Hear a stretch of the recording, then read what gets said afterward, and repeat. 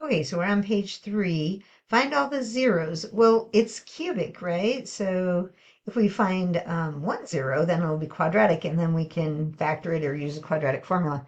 Okay, I don't know what the zeros are, but I'm going to just try 1 and hope for the best.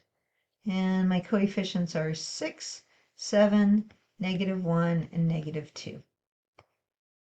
6, 6, I don't think I like the looks of this. 13, 13, 12. Yeah, that's not gonna work. So I'm done trying that. Let's try -1. That might work. Usually 1 works. Okay, 6, -6, 1. 1 times -1 is -1. That's a -2. -2 times -1 is 2. Okay, yay. So I got 0. All right. So I have 6x squared plus x minus 2. Now I'm going to go over here. Where can I go? I'll scroll back up. It was 6x squared plus x minus 2. I'm just going to review the AC method here. So you go 6 times -12, so or -2. That multiplies to be -12, and you want something to add to be 1. Okay, that's the stipulations. Where does the 1 come from? It's this coefficient right there. Okay, so we have 2 numbers that will do it, 4 and -3. Sometimes you have to play around to find the numbers, but those will work. So what happens is you keep the first term, 6x squared, and it doesn't matter which order you put the 4 and -3, but you're splitting up that middle term into a 4x and a -3x. Okay, then I usually tell students make a little dotted line, and you're going to factor out the greatest common factor. What do they have in common? So you do that for the first 2 terms. They had a 2x in common, so I factor that out. You can multiply it back in to check your work.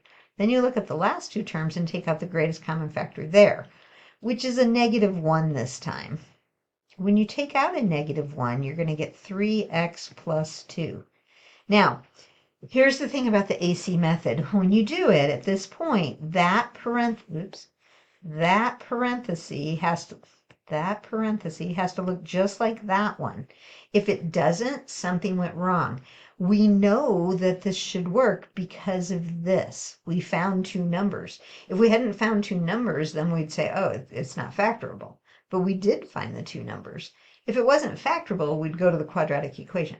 But we found 2 numbers. We're doing the AC method. The binomial came out the same.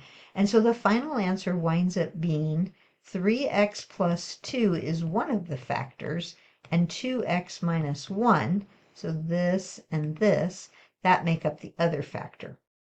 Okay, now what did we want to do? We wanted to find all the zeros. Here's one of them.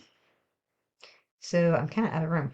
Now, if you don't know how to find the 0 here, you're setting that factor equal to 0. Subtract the 2, divide by 3. You're going to get x equals -2/3. Okay, so let me say the zeros because I'm trying to answer the question. -1, that comes from over here. -2/3, which is the one I just found. And then if you do the same thing here, you're going to get 1/2 if you set that to factor to 0. So those should have been the zeros for that problem. I'm going to look and see if that's what I had. Yep. Okay, now this was the matching one. Hopefully the matching one was easy.